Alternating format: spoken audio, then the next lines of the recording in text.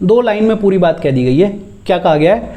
The state shall not deny to any person equality before the law और the equal protection of the laws within the territory of India. सबसे पहली बात तो ये कि article में term use हुआ है एनी पर्सन। पर्सन की जगह अगर कहीं सिटीजन टर्म यूज हो जाता तो इस आर्टिकल का स्कोप बहुत नैरो हो जाता, लेकिन जैसे ही एनी पर्सन टर्म यूज हुआ तो ये एंश्योर कर दिया गया कि आर्टिकल 14 के तहत सिटीजन्स के अलावा फॉरेनर्स और फॉरेनर्स के अलावा लीगल पर्सन्स में कौन कौन आता है? कंपनीज के अलावा कॉरपोरेशंस, रजिस्टर्ड सोसाइटीज, इन सब को भी प्रोटेक्शन मिली हुई है आर्टिकल 14 के तहत। एक बात याद रखने वाली है कि एनिमी एलियंस को आर्टिकल 14 के तहत प्रोटेक्शन नहीं मिली हुई। पूरे आर्टिकल की खूबसूरती 2 फ्रेजेस में लाई करती है, एक तो इक्वलिटी बिफोर द लॉ और दूसरा equal protection of the laws. Equality before the law ये ब्रिटिश ओरिजिन का फ्रेज है, ब्रिटिश ओरिजिन का है, और इक्वल प्रोटेक्शन ऑफ लॉज ये अमेरिकन ओरिजिन का है, American origin. Equality before law negative concept है और इक्वल प्रोटेक्शन ऑफ लॉज ये पॉजिटिव कॉन्सेप्ट है। कैसे नेगेटिव कैसे पॉजिटिव? देखो, equality before law British origin का कॉन्सेप्ट है और इसमें 3 बातें कही गई। सबसे पहली, absence of any special privileges in favour of any person, कि किसी भी इंसान को कोई भी स्पेशल प्रिविलेजेस नहीं दिए जाएंगे।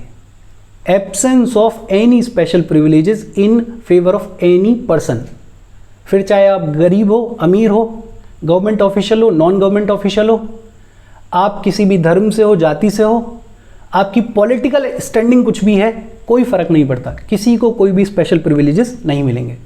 दूसरी बात कही गई, equal subjection of all persons to the ordinary law of the land. जो भी कानून है वो सब लोगों पे समान रूप से लागू होगा। Equal subjection of all persons to the ordinary law of the land. और तीसरा, no person is above law, कानून से ऊपर कोई भी नहीं है। वही बात, गरीब अमीर, गवर्नमेंट ऑफिशियल नॉन ऑफिशियल, कोई भी धर्म कोई भी जाति, पॉलिटिकल स्टैंडिंग में कहीं पे भी लाई करता है, कोई फर्क नहीं पड़ता, कानून के ऊपर कोई भी नहीं है। ये असेंशियली इक्वलिटी बिफोर लॉ में 3 बातें की जा रही हैं। क्या कह रहा है कि देखो भैया, हमने लॉ बना दिया, हमने कानून बना दिया, अब ये सब पे सेम तरीके से लागू होगा, किसी को कोई भी स्पेशल प्रिविलेजेस नहीं मिलेंगे और सब जो है वो कानून के अधीन है, कानून से ऊपर कोई भी नहीं है। ये नेगेटिव कॉन्सेप्ट क्यों है? इमेजिन करो एक सिचुएशन, 2 मर्डर हुए, एक मर्डर हुआ लूटपाट चोरी चकारे करते हुए, और दूसरा मर्डर किसी लड़की के साथ में रेप करने की कोशिश की जा रही थी। उसने अपनी इज्जत बचाने के लिए सेल्फ डिफेंस में किसी को मार दिया। इक्वलिटी बिफोर लॉ वाले क्या कहेंगे कि देखो भाई, दोनों मर्डर हैं, कानून सेम है, किसी को कोई स्पेशल प्रिविलेज नहीं मिलेगा, तो दोनों को फांसी दे दो। लेकिन आइडियली सोच के देखो कि ये दोनों सिचुएशंस, दोनों सर्कमस्टेंसेस अलग हैं। एक चोरी चकारी करते हुए मारा गया, दूसरा सेल्फ डिफेंस में अपनी इज्जत बचाने के लिए मारा गया। इक्वलिटी बिफोर लॉ के रास्ते पे चलें तो इस लड़की को भी फांसी देनी पड़ेगी और इन चोरी चकारी करने वालों को भी फांसी देनी पड़ेगी, और ये आइडियली अच्छा सिनेरियो नहीं है। इसलिए equality before law is negative concept, और यहां एंट्री होती है इक्वल प्रोटेक्शन ऑफ लॉज की, जो कि अमेरिकन ओरिजिन का कॉन्सेप्ट है। ये 3 बातें कहता है। पहली, equality of treatment under equal circumstances both in privileges conferred and liabilities imposed by the law, कि अगर सर्कमस्टेंसेस इक्वल हैं तो ट्रीटमेंट भी इक्वल मिलेगा, चाहे प्रिविलेजेस की बात हो चाहे लाइबिलिटीज की बात हो। फॉर एग्जाम्पल, अगर लाइबिलिटीज की बात करें तो हम सबको टैक्स देना होता है। एक आदमी 5 लाख रुपए कमाता है, एक आदमी 5 करोड़ रुपए कमाता है, अब हम ये कहें कि भाई साहब 5 लाख वाले को भी 30% इनकम टैक्स देना है और 5 करोड़ वाले को भी 30% इनकम टैक्स देना है, तो ये तो 5 लाख वाले के साथ में जाती हो जाएगी ना। इन दोनों के सर्कमस्टेंसेस अलग हैं, तो लॉ की जो लाइबिलिटी है, इनको जो टैक्स पे करना है वो भी अलग अलग पे करना है। 5 करोड़ वाले को अलग करना है, 5 लाख वाले को कुछ नहीं करना है। अगर इन दोनों के सर्कमस्टेंसेस सेम हो जाएं, या तो ये 5 करोड़ कमाने लगे या ये सिर्फ 5 लाख कमाने लगे, तो इनका ट्रीटमेंट जो है वो इक्वल होगा, इन पर जो लॉ है वो इक्वली लागू होगा। लेकिन क्योंकि इनके सर्कमस्टेंसेस अलग हैं, तो लाइबिलिटी ऑफ द लॉ भी इनके ऊपर अलग अलग है। प्रिविलेजेस की भी बात है, हमारे यहाँ रिजर्वेशन पॉलिसी है, और ये जो रिजर्वेशन पॉलिसी है ये इसी इक्वल प्रोटेक्शन ऑफ लॉज के तहत प्रोटेक्टेड है। रिजर्वेशन के लिए आर्ग्यूमेंट क्या दिया जाता है कि जो SC ST समुदाय है वो हिस्टोरिकली सप्रेस किया गया है, दबाया गया है, ना उनको एजुकेशन मिली, ना वो इकोनॉमिकली स्ट्रांग हुए, ना वो सोशली स्ट्रांग हुए, ना वो पॉलिटिकली स्ट्रांग हुए, तो कुछ समुदाय उनसे आगे निकल गए। अब इन दोनों के सर्कमस्टेंसेस अलग अलग हैं, तो रिजर्वेशन देके इन पिछड़े हुए वर्गों को बराबर लाया जाए, और जब इनके सर्कमस्टेंसेस सेम हो जाएंगे तो इनको इक्वली ट्रीट किया जाएगा। तो पहली बात, equality of treatment under equal circumstances. दूसरा कहा गया similar application of the same laws to all persons who are similarly situated, कि कानून जो है वो सब पे समान रूप से लागू होगा अगर वो सेम सिचुएशन में सिचुएटेड हैं तो। फॉर एग्जाम्पल, मर्डर वाला एग्जाम्पल, कि एक चोरी चकारी करते हुए मर्डर हुआ, एक सेल्फ डिफेंस में मर्डर हुआ, ये दोनों सर्कमस्टेंसेस, दोनों सिचुएशंस अलग अलग हैं। तो यहां पे बनता है कि थोड़ा रीजनेबल ऑल्टरेशन किया जाए, कानून के एप्लीकेशन में थोड़ा बदलाव किया जाए। लेकिन अगर सर्कमस्टेंसेस सेम है, कंडीशन सिचुएशन सेम है, तो फिर जो लॉ का एप्लीकेशन है वो भी सेम होगा। और तीसरा कहा गया like should be treated alike without any discrimination, कि अगर सिचुएशन सर्कमस्टेंसेस सेम हैं तो बराबर सेम तरीके से ट्रीट किया जाएगा। अगर सिचुएशन सर्कमस्टेंसेस सेम नहीं है तो फिर रीजनेबल ऑल्टरेशन मॉडरेशन किया जा सकता है। और इसलिए equal protection of laws is a positive concept. Equality before law वाले सीधे बोल देते हैं कि कानून ये है, फर्क नहीं पड़ता कि तुम्हारी सिचुएशन क्या है, तुम्हारे सर्कमस्टेंसेस क्या है। इक्वल प्रोटेक्शन वाले बोलते हैं कि नहीं भाई, किसी के सर्कमस्टेंसेस, किसी की सिचुएशन क्या है, उसको ध्यान में रखते हुए लॉ का एप्लीकेशन होना चाहिए। Article 14 forbids class legislation. Class legislation को फॉरबिड करता है। कोई कानून किसी धर्म के लिए या किसी जाति के लिए बना दिया गया है तो उसको फॉरबिड करता है। ये कहता है कि भाई ऐसे सेगमेंटेशन नहीं होना चाहिए। It permits reasonable classification of persons, objects and transactions by the law.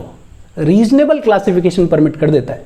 For example, जो अपन सिचुएशन मर्डर वाली देख रहे थे, वहां रीजनेबली लॉ के एप्लीकेशन को थोड़ा बहुत मॉड्यूलेट, ऑल्टर किया जा सकता है। ये जो इक्वलिटी बिफोर लॉ कॉन्सेप्ट है, ये दिया है A.V. डाइसी ने, एक ब्रिटिश जूरिस्ट है A.B. डाइसी, जिनका कॉन्सेप्ट है रूल ऑफ लॉ। और उस रूल ऑफ लॉ के कॉन्सेप्ट का एक एलिमेंट है equality before law. Rule of law में A.V. डाइसी ने क्या बात की? 3 बातें की। रूल ऑफ लॉ में A.B. डाइसी ने सबसे पहले तो कहा absence of arbitrary power, that no man can be punished except for a breach of law. कि आर्बिट्री पावर नहीं है, अनरीजनेबल पावर नहीं है। किसी भी इंसान को पनिश सिर्फ तब किया जा सकता है जब उसने कोई कानून तोड़ा हो। राजा महाराजाओं के टाइम पे क्या होता था? कानून से फर्क नहीं पड़ता था। राजा को किसी की शक्ल पसंद आई तो जमींदारी दे दी, किसी की शक्ल खराब लगी तो फांसी पर लटका दिया। A.V. डाइसी कह रहे हैं कि भाई साहब, रूल ऑफ लॉ में ये नहीं होना चाहिए। अनरीजनेबल पावर नहीं है। अगर किसी ने कुछ लॉ तोड़ा है तो उसको पनिश करो, अदरवाइज कोई राइट नहीं है किसी को पनिश करने का। दूसरी बात कही इन्होंने इक्वलिटी बिफोर द लॉ, जो अपन पढ़ के आए अभी अभी, that is equal subjection of all citizens to the ordinary law of the land administered by the ordinary law courts. और तीसरी बात ये कहते हैं the primacy of the rights of the individual. ये कहते हैं कि इंडिविजुअल के राइट्स जो हैं वो प्राइमरी हैं। ये कहते हैं the constitution is the result of the rights of the individual as defined and enforced by the courts of the law. कि इंडिविजुअल राइट्स का रिजल्ट है कॉन्स्टिट्यूशन, बट हमारे यहाँ पे ये अप्लाई नहीं होता, हमारे यहाँ पे उल्टा है।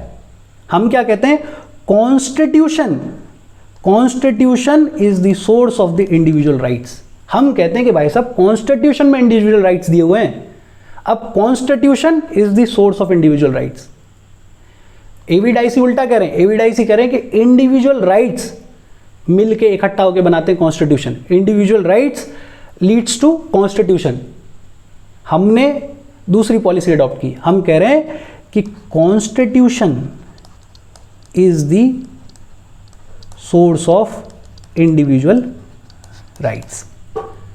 बेसिकली याद ये रखना है कि रूल ऑफ लॉ के पहला और दूसरा जो प्रिंसिपल है वो इंडियन कॉन्स्टिट्यूशन में अप्लाई होता है, ये जो तीसरा प्रिंसिपल है ये हमारे यहाँ पे अप्लाई नहीं होता है। और फिर बाद में सुप्रीम कोर्ट ने ये कह दिया कि rule of law as defined under article 14 is part of the basic structure. Rule of law article 14 में जिस तरह से डिफाइंड है वो बेसिक स्ट्रक्चर का पार्ट है, वही बेसिक स्ट्रक्चर जिसके बारे में अपन ने इससे पिछले सेशन में बात की थी। कुछ एक्सेप्शंस भी हैं आर्टिकल 14 के इक्वलिटी के। एक्सेप्शंस क्या हैं, देखो आर्टिकल 361 क्या कहता है, president of the India and the governor of states enjoy following immunities. President और गवर्नर ऑफ द स्टेट्स को कुछ प्रोटेक्शंस दी हुई हैं। क्या प्रोटेक्शंस हैं, पहला, द प्रेसिडेंट और the governor is not answerable to any court for the exercise और performance of the powers and duties of his office. President या गवर्नर अपने ऑफिस में बैठ के अपनी ड्यूटीज़ को फुलफिल करने के लिए अपनी पावर्स को किस तरह से यूज़ कर रहा है उसके लिए किसी भी कोर्ट में आंसरेबल नहीं है, जवाबदेह नहीं है। दूसरा, no criminal proceedings shall be instituted और कंटिन्यूड अगेंस्ट द प्रेसिडेंट और the governor in any court during his term of office. President या गवर्नर जिस दिन से अपने ऑफिस में एंटर करते हैं और जब तक ऑफिस में रहते हैं उनके ऊपर ना कोई क्रिमिनल प्रोसीडिंग इनिशिएट की जा सकती है और ना किसी क्रिमिनल प्रोसीडिंग को कंटिन्यू किया जा सकता है। तीसरा, no process for the arrest और इम्प्रिजनमेंट ऑफ द प्रेसिडेंट और the governor shall be issued from any court during his term of office. जब तक प्रेसिडेंट या गवर्नर ऑफिस में हैं तब तक उनके अगेंस्ट में कोई भी अरेस्ट या फिर इम्प्रिजनमेंट की प्रोसेस को इनिशिएट नहीं कर सकता कोर्ट। और लास्ट इम्यूनिटी प्रेसिडेंट या गवर्नर को क्या है, no civil proceedings against the president और the governor shall be instituted during the term of office in any court in respect of any act done by him in his personal capacity whether before और after he entered upon his office until the expiration of 2 months next after notice has been delivered to him। कि civil proceedings को भी initiate नहीं किया जा सकता। Civil proceedings को initiate करने से पहले 2 महीने पहले नोटिस देना पड़ेगा। नोटिस दो, उसके बाद 2 महीने बाद सिविल प्रोसीडिंग्स को इनिशिएट किया जा सकता है। क्रिमिनल तो की ही नहीं जा सकती, सिविल के लिए 2 महीने का नोटिस देना पड़ेगा। अरेस्ट और इम्प्रिजनमेंट के लिए कोई प्रोसेस इनिशिएट की नहीं जा सकती और वो अपने ऑफिस में अपने ड्यूटीज़ को फुलफिल करने के लिए क्या कर रहे हैं, क्या स्टेप्स ले रहे हैं, उसके लिए किसी भी कोर्ट में क्वेश्चन नहीं किया जा सकता। ये कहा गया है आर्टिकल 361 में। 361A में बात की गई जर्नलिस्ट के बारे में। क्या कहा गया, no person shall be liable to any civil और criminal proceedings in any court in respect of the publication in a newspaper और बाय रेडियो और television of a substantially true report. ये इंपॉर्टेंट है, substantially true report of any proceedings of either house of the parliament और either house of the legislature of the state. Parliament के किसी भी house में, state legislature के किसी भी हाउस में जो भी चीज़ें हुई उनसे रिलेटेड अगर कोई न्यूज़पेपर कुछ पब्लिश करता है या रेडियो पे कुछ कहता है या टीवी पे कुछ दिखाता है और वो ट्रू दिखा रहा है, सच जो हुआ वो दिखा रहा है, जो रिपोर्ट पब्लिश हुई उसी के बारे में पूरी सच्चाई के साथ में दिखा रहा है, तो उसके अगेंस्ट में कोई भी सिविल या फिर क्रिमिनल प्रोसीडिंग्स को इनिशिएट नहीं किया जा सकता। बेसिकली जर्नलिस्ट वगैरह लोगों को प्रोटेक्शन प्रोवाइड की गई है आर्टिकल 361A में। इसके अलावा कुछ प्रोटेक्शंस जो हैं वो एमपीज़ और एमएलएस को भी दी जाती हैं। एमपीज़ को प्रोटेक्शन दी गई है आर्टिकल 10 में। No member of the parliament shall be liable to any proceedings in any court in respect of anything said और any vote given by him in the parliament और any committee thereof. Basically मतलब ये है कि parliament के floor पे खड़े होकर अगर कोई एमपी कुछ भी कहता है या कोई वोट देता है फेवर में अगेंस्ट में, तो उसको किसी भी कोर्ट में क्वेश्चन नहीं किया जा सकता, उसके अगेंस्ट में कोई भी प्रोसीडिंग्स इनिशिएट नहीं की जा सकती। तभी तो जितने भी पॉलिटिशियन हैं वो पार्लियामेंट के फ्लोर पे बोलना चाहते हैं। बाहर अगर कुछ बोलेंगे तो कोर्ट के सामने खड़ा कर दिया जाएगा, पार्लियामेंट के फ्लोर पे बोलते हैं तो इम्यूनिटी है, प्रोटेक्शन है। सेम यही प्रोटेक्शन एमएलएस को प्रोवाइड की गई है आर्टिकल 194 में। No member of the legislature of a state shall be liable to any proceedings in any court in respect of anything said और any vote given by him in the legislature or any committee thereof. बड़ा simple, MLAs के लिए भी वही same protection है। Article 31C, इसके बारे में अपन थोड़ा और डिटेल में आगे पढ़ेंगे। ये आर्टिकल 14 का एक्सेप्शन है। बेसिकली ये क्या कहता है, it provides that the laws made by the state for implementing the directive principles contained in clause B and clause C of article 19 cannot be challenged on the ground that they are violative of article 14। DPSP का एक article, article 39 अपन पढ़ेंगे आगे चलते हुए, उसके clause B और clause C के implementation के लिए अगर गवर्नमेंट कोई भी पॉलिसी, कोई भी रूल रेगुलेशन बनाती है तो उसको कोर्ट में चैलेंज नहीं किया जा सकता, ये कहते हुए कि वो आर्टिकल 14 को वायलेट करता है। The supreme court held that where article 31C comes in, article 14 goes out. Supreme court ने भी इस पर मोहर लगा दी कि हाँ भाई, अगर 31C के तहत 39 क्लॉज बी और क्लॉज सी का कोई भी इंप्लीमेंटेशन के लिए कानून बनाया गया है तो फिर आर्टिकल 14 उसके आड़े नहीं आ सकता। इसके अलावा कुछ प्रोटेक्शंस दी गई हैं। फॉरेन सोवरेन्स रूलर्स, मतलब फॉरेन कंट्रीज के कोई भी प्रेसिडेंट, प्राइम मिनिस्टर या रूलर्स वगैरह आते हैं, एम्बेसडर्स, डिप्लोमेट्स, उनको भी इम्यूनिटी है from criminal and civil proceedings. UNO और उसकी इन एजेंसीज को भी डिप्लोमेटिक इम्यूनिटी मिली हुई है इंडिया में। ये बात हुई आर्टिकल 14 की। यहाँ तक कोई डाउट हो please comment. Thank you very much.